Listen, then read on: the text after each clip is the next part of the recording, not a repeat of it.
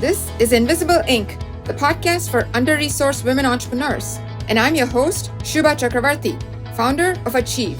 In this podcast, I talk to women entrepreneurs at every stage of their journey about the challenges, the highs, the lows, and what they've learned along the way. We'll also hear from experts who share valuable tips on how to succeed the smart way. Let's jump in. You've seen the numbers, the minuscule amount of funding that goes to women-founded businesses, the uphill battles, the struggle. But what if you could turn the whole conventional model on its head and make fundraising a lot less like the Hunger Games and much more like getting an unexpected banquet? In this episode, Vicki Saunders, Activator and founder of SheEO, now Coralus, talks about the inspiration behind SheEO's unique model for funding, her vision of helping women entrepreneurs tackle the world's to-do list, how getting access to the right community can supercharge your venture, and much more. Now here's Vicki.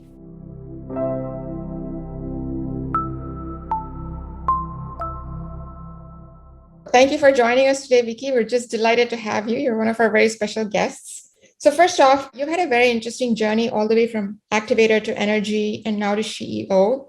What was the guiding spark that helped you move from youth and entrepreneurship into women and entrepreneurship? I think I've basically been doing the same thing over and over again, all the way through, which is I'm very interested in how you create the conditions in an environment for people to thrive. My thing that I'm most interested in is innovation in business as to help solve some of the major challenges we're facing. So that's the container, but the larger sort of thread through everything I've ever done. I was in Prague in the Czech Republic when the wall fell down. And it was just so formative to witness myself and how I acted in that environment, which was all about you're now free. Who are you going to be? Everybody dreaming. Anything was possible was the mindset of the culture at the moment. And I just noticed myself being very different in that environment. And so part of it is like, how do you recreate that environment in other places? How do you create the conditions for people to thrive? So I've been experimenting with that in multiple different ways across many different demographics and approaches for a long time. And the thing that specifically sparked the interest in women entrepreneurs, was there any one thing or was it just a natural progression? I actually avoided this my whole life. Did not want to do anything women only because I'm totally conditioned. I'm like in my 50s, and anything women only in our formative years was considered not interesting. Small, oh, it's a woman thing, doesn't matter, sidebar. And I wanted to be part of the mainstream success because I was conditioned, that's what you need to do. But no matter who you are as a woman, if you show up in these systems that are designed by men for men, it's like, you're done. It's not going to work. And we see it everywhere, 2% of CEOs, 2% of whatever's. So it took me a long time to get over myself and to go like, actually, this really, really, really does matter. And we need to go, and then to figure out how to hack that. So it's the last thing that I got to. And I'm like very boy inside, like super conditioned testosterone. And so I've done a lot of healing of my feminine side by starting SheEO. That resonates quite a bit. And for those of us that aren't as familiar, can you just give a very quick overview of the exact funding model of SheEO? It's very different from the traditional financing. Yeah. So it comes at things really from an ecosystem perspective. And it's my belief that money alone doesn't solve anything. You can throw money at things and it just doesn't really transform. And I'm very much interested in transforming what the conditions look like for all of us to thrive, but women in particular. And so the model is using crowdfunding, essentially. So hundreds of women in a country would come together, contribute a small amount of capital, pooled together. And then that whole group would go online to vote.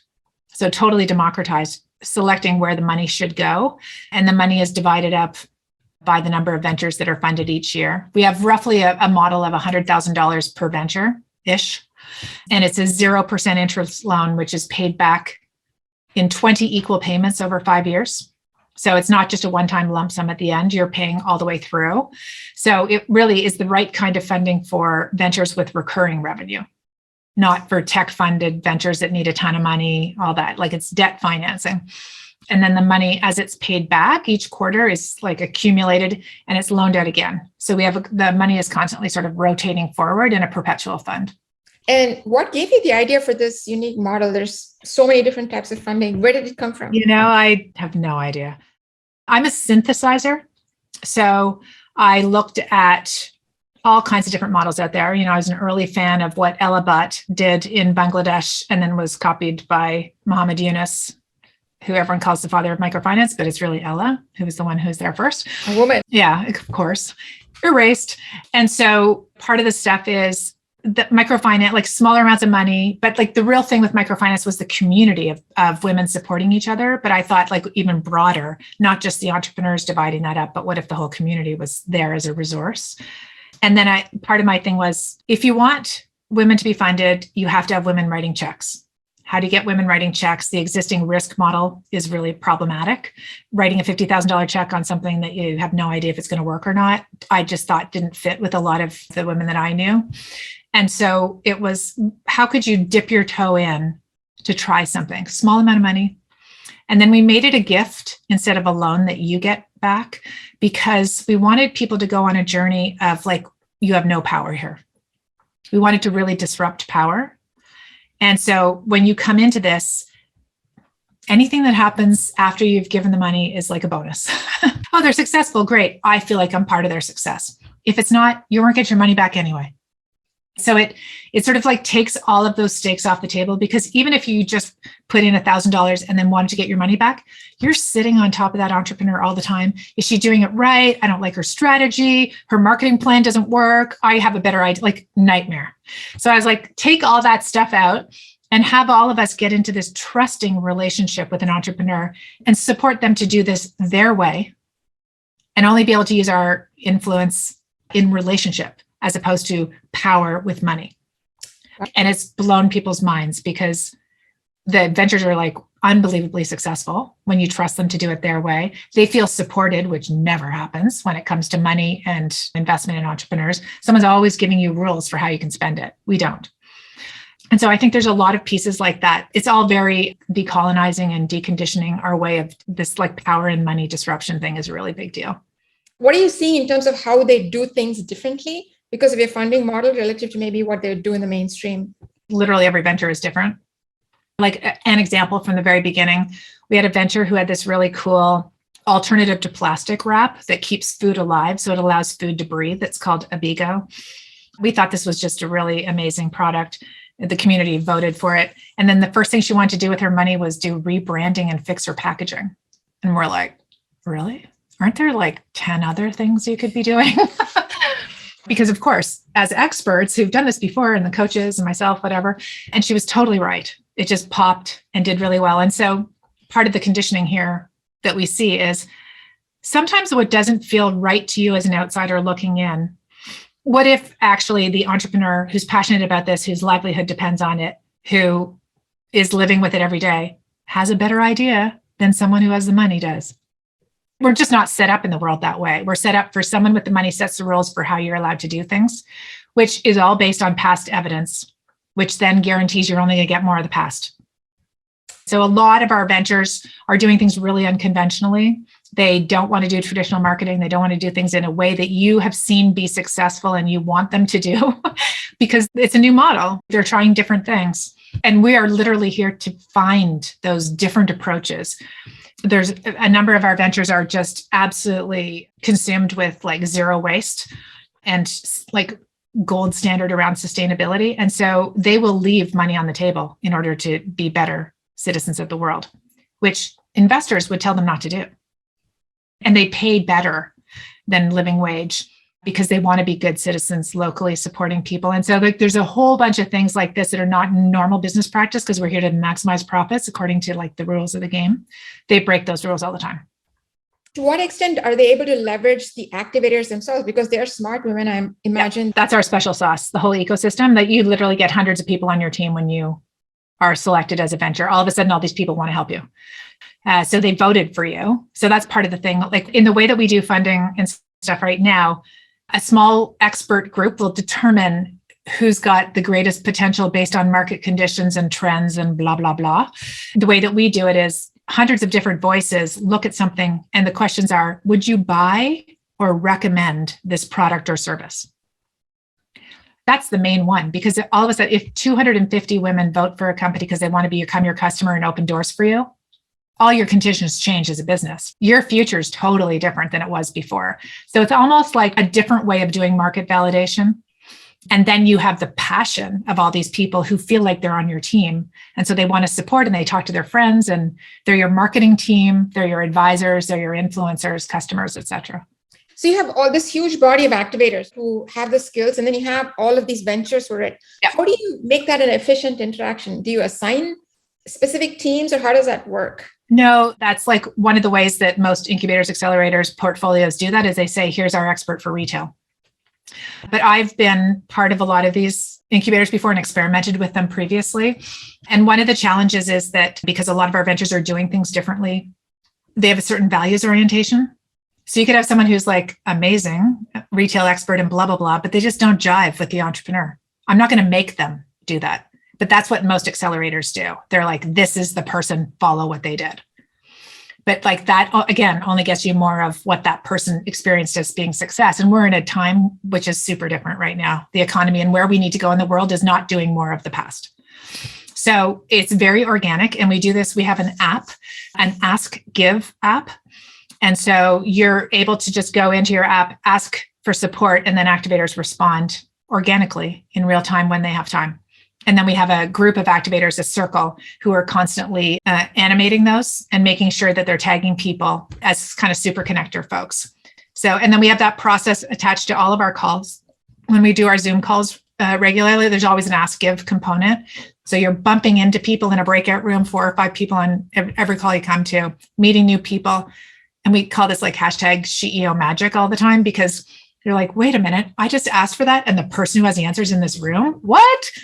It's so surprising, but this is a reminder to all of us that all the time we have people around us who have gifts to give to us if we'd only ask. And we're not really conditioned to do that. And we're not designed to do that in most of our systems, to ask for help. So one other question from the funding model. So clearly, not all business models succeed and not all ventures succeed. How do you experience that within the SheEO model, and what happens to the money and the businesses that don't turn out to be successful? Well, they just don't turn out to be successful. I mean, we do all kinds of things to support along the way. So we're quite flexible with our loan repayments. If things happen during COVID, we, of course, had all kinds of pivots going on and stuff. So we're really flexible about that. Again, everything we do is based on radical generosity. So what's the radically generous way of giving loans when people have tough times? So we're flex on that. We don't really care if it's paid back in 5 years. It's a made up number anyway. So that's one thing. The other piece is when there's a challenge that a venture's in and they're like really stuck and they need a pivot and they need there are coaches available in our community, but we also have a list of all the activators who voted for each of these ventures. And so we form a circle around them sometimes to make sure that they're getting the support that they need. But also the last thing people need when they're in trouble is 14 people telling them 14 different things. So we're quite curated about who are the experts that have a values alignment here that can help. But we do quite a bit of heavy lifting around these kinds of things. And we take a lot of care. We don't just write it off and go, great, they failed quickly, next. That's not why we're here. We're trying to create the conditions for everyone to thrive. And every once in a while, things just don't work. And as you're putting these circles together, you talk in your book about how you learn the most when you face the most strong or the most opinionated people. Have you brought that into your model? We don't have to bring it in because people are people. It's there naturally. People will make a comment. I've had these things happen in the past where an activator's like, I reached out to so-and-so to help her and she didn't get back to me. I'm like, great, it's working perfectly. And they're like, but I want to help her. And I'm like, and she doesn't want to receive your help. Next. We really do trust people to be grown-ups. Just because you contributed capital and you're an activator doesn't mean you get to say, I know it all and push it on people. Like giving and receiving is a in-breath and the out-breath. And so there needs to be a full circle on that. It can't just be giving without someone wanting to receive. One of the things I noticed is that the people who are eligible have to be having positive revenue.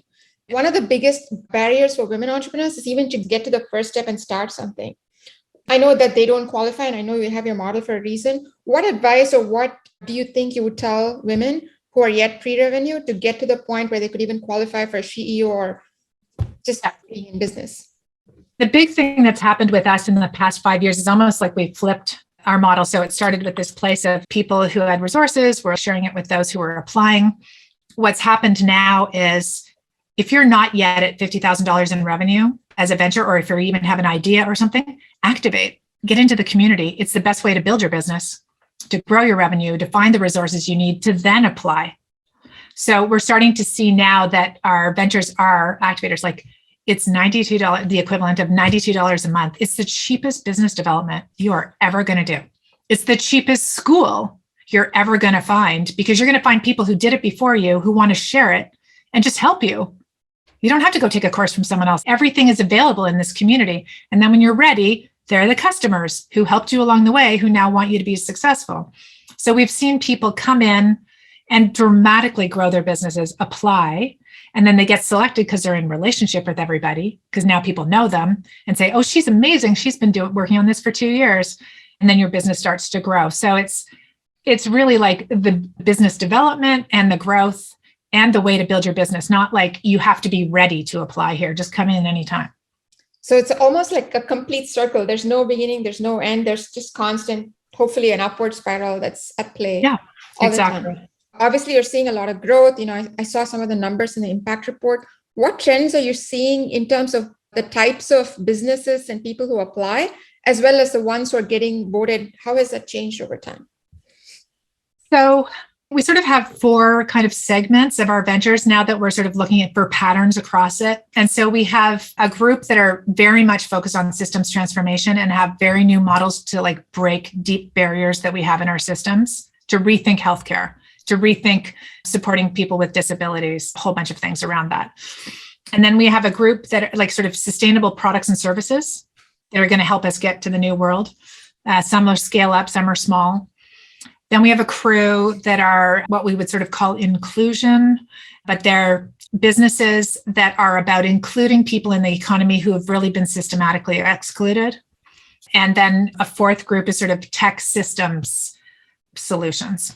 So those are kind of 4 categories that we're seeing. It's always a tricky thing to categorize anything at SheEO, because all of us think we're so different that we always click the other box. When government sends me the list of, are they in manufacturing or are they this? I'm like, oh, you're just going to hate us, because we never answer those questions. Like even SheEO, what is SheEO? Are we a community? Are we a school? Are we a funding network? Are we in finance? Are we like, what are we? And there's never an all the above. It's just an other box. And I'm like typing in all the things. So we get that a lot ourselves too, because we really are looking for these new models that take a much more holistic approach.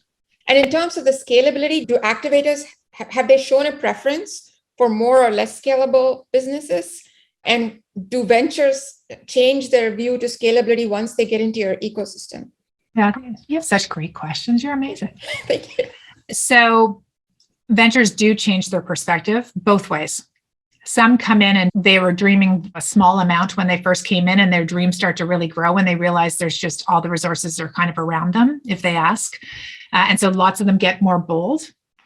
And then another form of boldness is saying during COVID and everything else, the cost for me to scale this business is to be in a deeper relationship with an Amazon. And I don't like their practices and it's predatory. And I don't want to participate in that realm. So I'm going to decide to stay more small and local and build locally, to have a kind of business that works for me and is like, I'm going to have a $2 to $3 million business, hire people and pay them really well, be rooted locally, and reduce my stress. Right. And so we're seeing both. And then we're seeing some that are like, oh my God, I'm going to the moon. This is amazing. I have so many resources here. So we see all of that. And then your first question was? Are you seeing a preference on the part of activators in terms of scalable versus non-scalable? This is like so interesting. Our activators are so wildly diverse. I will walk in and look at things and I'll be like, I like 5 of these, maybe. And out of like 25 that you're voting for. And others would be like, I couldn't decide. I loved everybody. And I'm like, what? We all have such different perspectives, right? And so there isn't a single way of being an activator. There isn't a singular perspective. This idea of like collective intelligence being smarter than individual expert niche experience is fascinating to me. I'm always blown away every year by what we end up selecting and what I think sometimes about those ventures. And then when I watch those ventures really perform much differently than I thought they would. And I've just learned over and over that When you're in a sort of isolated, non-connected, low-resourced space as an entrepreneur before you come here, and when you walk through the door into a place where everybody wants to help, where you have really, really good strategic advice and you feel supported, the conditions are just so dramatically different that you can't tell who's going to be successful or not. And in fact, someone said to me once, like, actually, any failure in our community is a failure of our community, not of the venture. Right? It's a failure of us not supporting them. We really do believe that anyone can be successful, pivot, change, whatever. If you're coachable and you're open and you watch what's happening around you, you should be able to be successful no matter what in an environment that is designed to support you and your goals. So oxygen rich, right? Yeah, oxygen rich, beautiful. Is there like one story that stands out in your mind of somebody who came in and became something so completely different that you just can't forget? There's a lot of individual activator stories of people who are like, I saw this thing, I just signed up. What is it again? And all of a sudden they're like, oh my God, this is the community I've been waiting for. So we hear a lot of things from people about, this is a place where I was really able to sort of show up as my full self for the first time. We have such a like age diversity, racial diversity, sector diversity, geographic, like, and the vibe across it, all of it is like people show up with this spirit of radical generosity. So you're listened to. No one's like necessarily disagreeing with you. It's like, oh, isn't that interesting? How can I help you? What can, so the vibe around that is a beautiful sort of stew to decide who you want to be in the world and you play with it. We've seen ventures show up who had like maxed out all their credit cards, were in a world of pain, got selected, were like in an emotionally incredibly fragile state, having just been picked at so much by everyone before they, like one of our ventures, she talks about how like this literally saved her life. She was in just such a terrible, terrible place. And all of a sudden being validated by this community and everybody saying, this is the coolest thing I've ever seen. Having heard that for the first time after like 6 years of struggling doing prototypes. And she grew from just over $50,000 to $4.2 million in revenue in 4 years. And really credits the community with like holding her as an inventor and saving her. And she's now giving back to the community so much more. So we like very moving personal stories, a lot of stuff during COVID where people just pivoted all over the place. We had someone who was designing this like sort of high-end fashion clothing with really unique fabrics. And in COVID switched to scrubs, really interesting PPE with a fashion sense with this like really cool materials so that now the scrubs, they stretch, they're absolutely beautifully designed. And is wildly growing that business because she just realized, why am I doing this? I need to do something that matters. So she took that fashion thing and put it into healthcare. So all kinds of neat things, 110 ventures so far and 110 different stories. I'm going to pivot a little bit to finance. And in the book, what I really liked was there was a chapter about self-limiting beliefs and how you should get over them. And some of the research shows that finance is an area where there's a lot of self-limiting beliefs for women. So my question is, what have you found most effective, or what would you recommend for women to get over these self-limiting beliefs, especially around finance, revenue, price setting? The challenge with a lot of this work is that you have to do you first. If you don't feel like you're worthy, you can't set a price for your product that's worthy. With a lot of these things, you have to do your own personal work to center yourself and ground yourself in who you are and what your value is. Because if you don't do that, it shows up in your product, right? Your team equals your product. Whoever's presenting that to the world, all that stuff shows up in the design of what you're doing.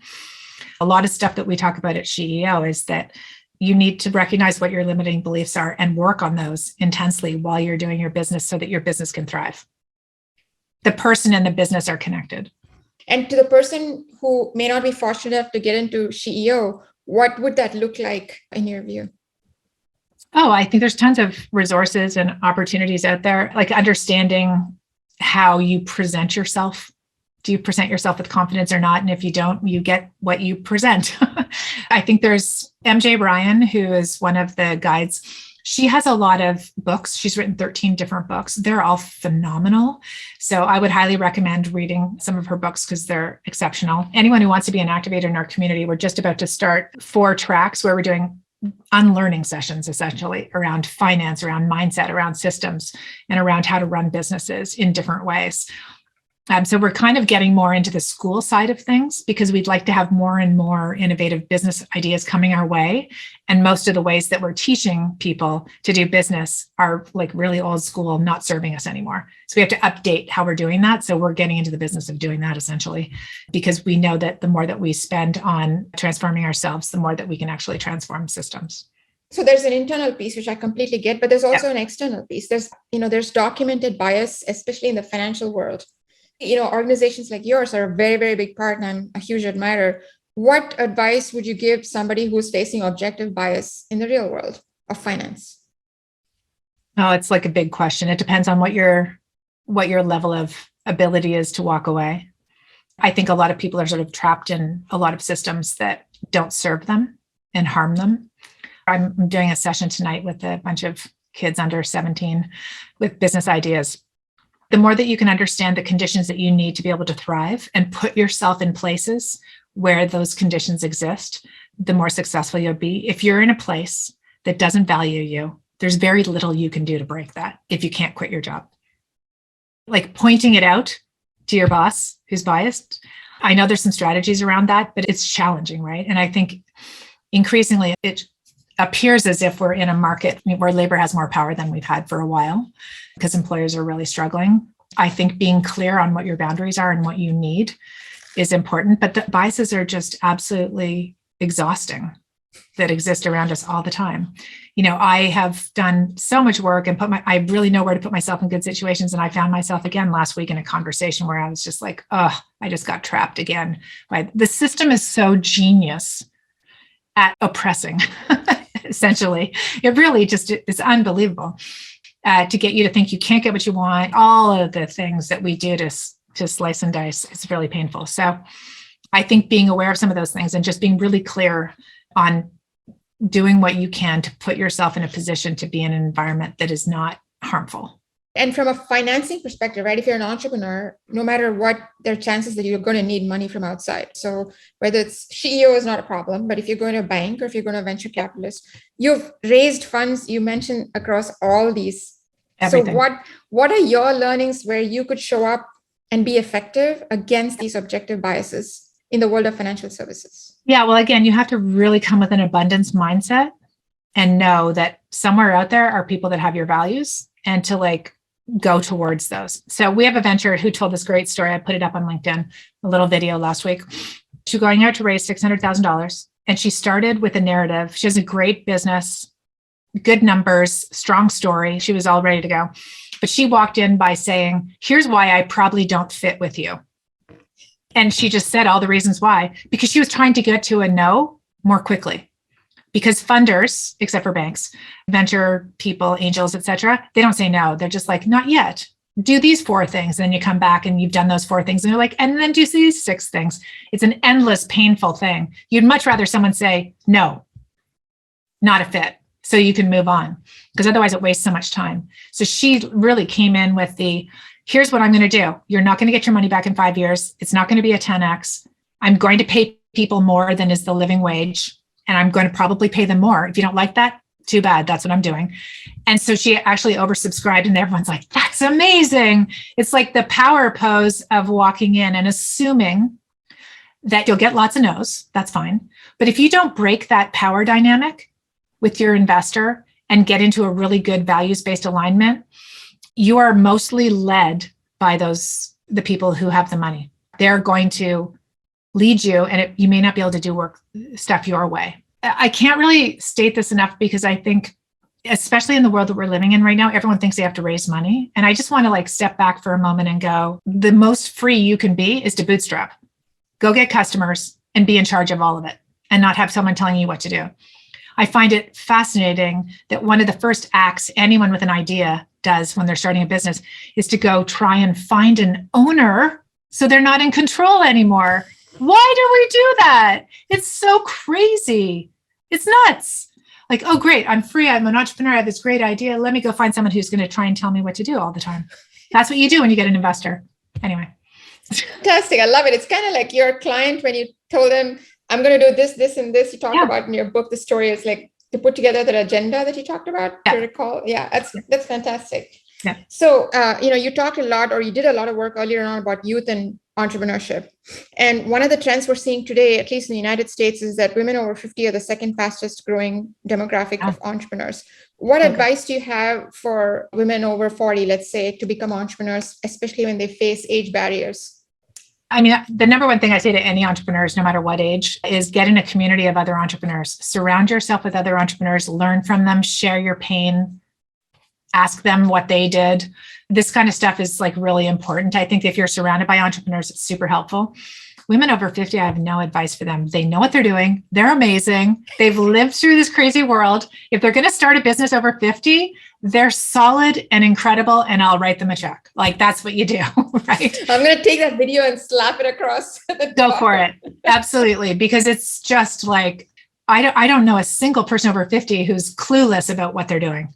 None of them. Like, if you're going to do this, you're like, you have good social network, you probably have some capital, and you have lots of resources available to you, and you know what not to do probably already. So, yeah. You've talked a lot about the SheEO model, and I'm clearly bought in. Are there other viable models? It's clearly not everyone can do this. What's your thoughts on other viable models to jumpstart entrepreneurship among women in general? I think we're one example, one experiment, one pathway of doing things. I'm kind of blown away by the power of this concept of the ecosystem, like to have all these resources in one community. It's very rare that you have entrepreneurs and investors and advisors in the same community. The way the world is organized, we're all separate from each other. And so to have everything in one, and then have all of us get to understand each other and understand the challenges that we're facing so we can help each other. However this design came through me, I'm so thrilled for it, because that's just amazing. Depending on what you're looking for, it's kind of like hammer nail. If you're looking for a VC, there's tons of VCs out there. If you're looking for an angel, there's lots of angels out there. Go to Twitter, find the lists, reach out, talk to people. There's lots more communities emerging because people are really starting to understand the power of community. Super hard to do this stuff alone. Banks have their place. And we've seen a lot of innovation emerging in the fintech space around financing for e-com companies that have customers that have sort of like set revenues that they can borrow against that to help with their cash flow when they can't get lines of credit in the early days. I think there's quite a bit of innovation going on, and we need a lot more, especially for those who have been systematically excluded. So women, non-binary folk, Black, Indigenous people of color, like, it's painful to get funded. The data and the numbers are so hard. So we're going to need people to experiment, because the systems are not going to solve this. It's just, they're designed for a totally different thing. So I'm hearing that it starts with the community. So you start building the community, and then you attract or generate the kind of innovations that you need to serve this community that has typically been underserved in the past. Totally, 100%. And it's really hard to build community. I've just built the muscle of doing this my whole life. I think one of the key things is to not serve everyone. So be very clear. Like, we had this thing, it's an act of radical generosity, like join, and your capital is a gift in. That weeded out a ton of people who are here to take. There are lots of people who are like, what is this? What? I gift my money and I don't get to choose where it goes. I don't like that model. And I'm like, bye. Just, don't try and convince anyone.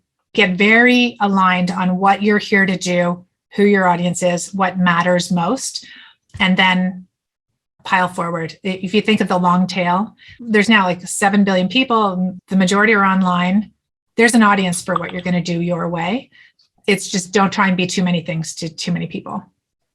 And in the early days, how did you find all these people? Did you already have the network? No. I thought I did. I had a really big network, but lots of those people didn't show up.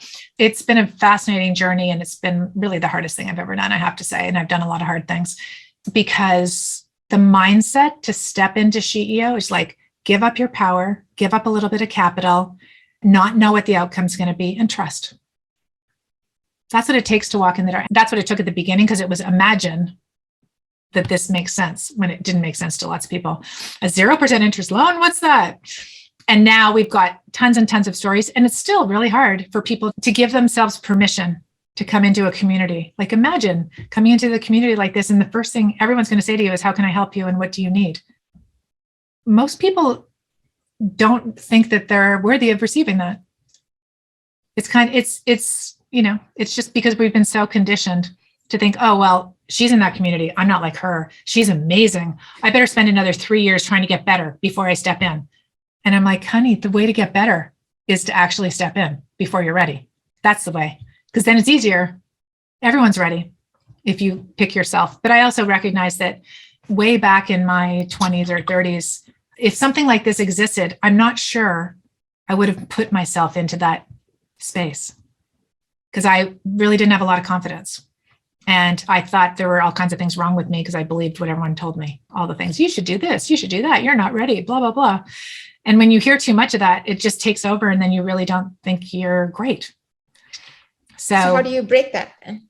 Yeah, I don't know. Will you tell me when you figure that out? Because we haven't figured it out. Well, that's what I'm trying to do. Yeah, no, I know it's being invitational with beautiful hospitality. It's you matter. You are welcome here. We have these global activation calls for people to come and experience it a little bit because it is not what you normally experience in a day. This is a very different kind of way of being together in community. It sounds a little bit too good to be true. You could walk in here and maybe peep an ask, but with like no confidence or anything. And maybe someone doesn't help and you're like, see, I told you this isn't real. You have to kind of like step in and trust and suspend your disbelief and go find a buddy if you need them to help you along on the way to like stepping into it. It can be scary. We continue to storytell what's happening here as permission space for people to come, and they will come when they're ready. Your big focus is working on the world's to-do list, which is linked to the Sustainable Development Goals from the UN. So let's say there's a woman who wants to start a business that's not explicitly linked. So let's say she wants to start a payment processing firm. There's no direct link to SheEO, but then there's also no direct link to an SDG, but it's a pretty legitimate business. Yeah. So come in and be an activator and get support to grow your business and find the other people that are working on similar things like this to get support.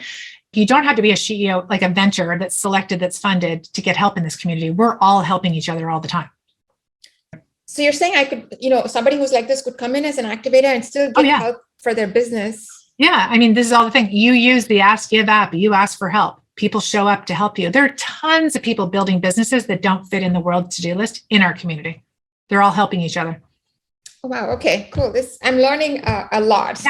Yeah. Come and join us. It'll be fun. I will do my best. What advice would you give to women entrepreneurs, just based on your own experience, how they should approach the financial side of entrepreneurship based on everything you've learned, what has worked within your ventures and your community? Yeah. I mean, the number one thing for me is just like bootstrap. Really, like the best way to get funding is to get a customer.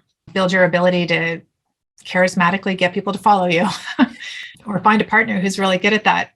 I think we're at we need so much leadership for new ideas to solve a lot of challenges we're facing right now. And however you're going to use your leadership, please just do it, whatever it is, just lead. We need you. And so I think that from a funding perspective, the easiest / most free way is to go get customers. You could maybe go get investors. It's like the same challenges again, right? You have to go find an investor. It's like getting married. You're going to be with this person for a while. They have a lot of say in your life. So make sure you like them and they're aligned with your vision. Got it. And you talk in the book about finding resources. You said there are billions of dollars that are looking for places to invest in, especially for women and girls. And I know Catalyst at Large, which is now the name of the women, that's one resource. Are there other resources that you can point out that you're aware of that would help? Yeah, I would go to gendersmartinvesting.com. They just put out alongside one of the universities in the state, Wharton. They just put out a report on all of the gender lens investing funds globally across all of the asset classes. So it's an excellent resource. So even if you're like a starting small bootstrap entrepreneur, you can find it on their website. The other person who's really good at this is Jackie Zahner, and she's got an unbelievable list on her website. She's got a lot of all these reports, mapping the movement, lots of good stuff. Excellent. So last question for today. If there's one thing that you want to leave any woman entrepreneur anywhere in the world with to make their venture a success, what would you tell them? Go find a community that fits with your values and get in relationship with others. It makes everything easier. Do not do it alone. Thank you. My conversation with Vicki was fascinating on so many levels. The first is that the funding and the mentoring or advice come so smoothly blended together that it's hard to tell where the value is coming from, or even from whom it's coming.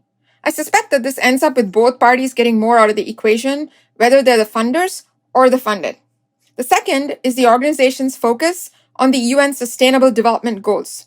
Is there opportunity for us as entrepreneurs to create similar thematic community circles, whether they are in our industry or local geography, even without the funding aspect? How would that work? And how can we make them effective? And of course, I love how SheEO flips the whole incubator model on its head, because paying less than $100 a month is similar to being in an incubator, but you're funding entrepreneurs too, which is a really cool concept, come to think of it. Is this the model of an incubator one you'd consider joining yourself? I think it's an important question to think about in your own entrepreneurial journey. Thank you for listening to today's episode. Find show notes and more at achieve.co.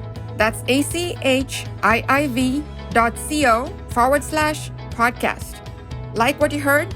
Hit subscribe on Spotify, Apple, or Google Podcast and never miss another episode. Want to help others like you? Leave us a review and tell a friend. See you on the next episode. Now, go achieve.